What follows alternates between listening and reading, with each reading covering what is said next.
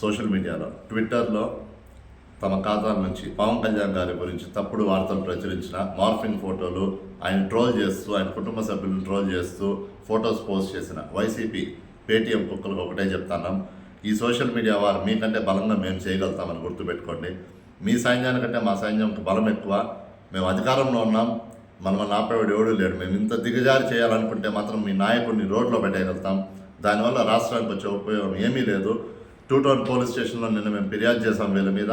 CI గారు వెంటనే చర్యలు తీసుకొని ఎస్పీ గారి ఆదేశంతో క్రైమ్ సిఐ ఉమామహేశ్వర్ గారు వీళ్ళిద్దరూ కూడా దాని మీద విచారణ చేసి ఎఫ్ఐఆర్ రిజిస్టర్ చేసి ఎంక్వైరీ స్టార్ట్ చేస్తున్నారు.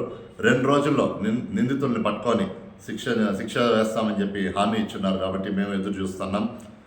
పోలీస్ డిపార్ట్మెంట్కి మీరు చూపిస్తున్న శ్రద్ధకి కృతజ్ఞతలు తెలియజేస్తూ వైసీపీ కార్యకర్తలకు ఒకటే చెప్తున్నాం, మళ్ళీ చెప్తున్నాం, మీ 2.0 మీ 5.4 మా దగ్గర పనిచేయవు.